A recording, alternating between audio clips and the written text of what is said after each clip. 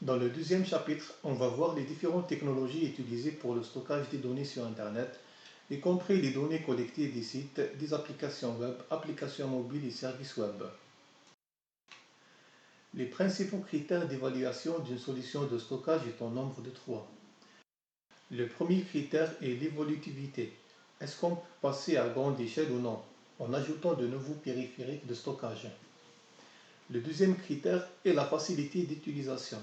Est-ce qu'on a besoin de former un personnel qualifié pour gérer la solution de stockage, comme par exemple assurer les opérations d'accès, de réplication et de sécurité de données? Le troisième critère est l'étude du rapport coût-service, afin de vérifier si la solution est abordable généralement par des entreprises qui cherchent à stocker des données de manière sécurisée, sûre et moins coûteuse.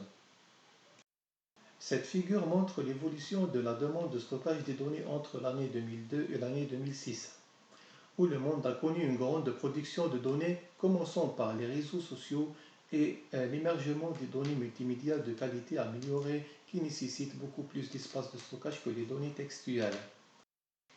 Cependant, cette période a connu aussi un passage à grande échelle de la numérisation des données et un accès facile à Internet. Et là, on trouve que l'évolution de la demande de stockage s'est augmentée de façon importante dans les années 2000. La technologie de stockage SAN permet la mutualisation des ressources de stockage via un réseau de haute performance. Les serveurs renvoient les données à stocker sur le réseau SAN jusqu'au billet de stockage. Les données sont routées via des équipements réseau spécifiques qui doivent assurer un haut débit pour faire face à une transmission massive de données. Ces équipements sont interconnectés entre eux et forment ce qu'on appelle fabrique, qui est un chemin entre le serveur de fichiers et les billes de stockage au niveau duquel sont stockées les données sous forme de bits. Un SAN est composé de plusieurs fabriques indépendantes afin de rendre les données plus disponibles et augmente la tolérance aux pannes. La figure suivante montre un exemple de fabrique entre le serveur de fichiers et des baies de stockage. La fabrique est composée de routeurs optiques, switches et des liaisons en fibre optique de large bande passante. L'échange des données dans un SAN est basé sur des standards, que ce soit pour les protocoles de connexion ou pour les protocoles de transmission de données. Selon la nature de la fabrique utilisée, on distingue deux protocoles différents. Le premier appelé FC-SAN utilise le protocole FCP et implémenté sur une fabrique en fibre optique pour la transmission de données en haut débit.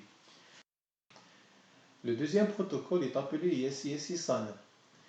Il est basé sur le protocole ISI-SI qui a pour objectif d'assurer une transmission de données performante sur un réseau Ethernet classique.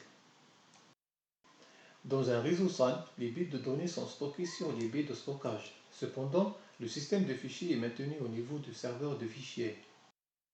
Ce dernier effectue des opérations sur les fichiers en termes de blocs de données. Une notion très importante aussi dans les systèmes SAN sont les LAN. Ils représentent un découpage logique d'un espace de données physique.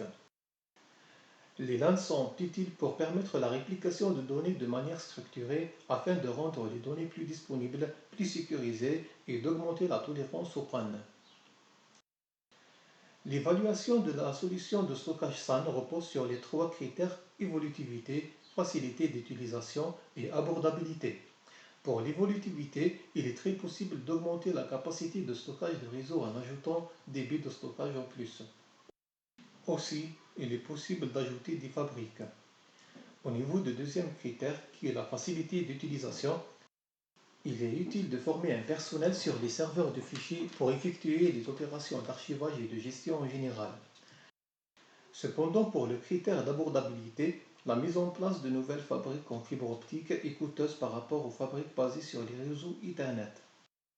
Donc, l'adoption de la solution SAN nécessite une étude profonde sur les points pour et les points contre, surtout ce qui concerne les coûts et les performances.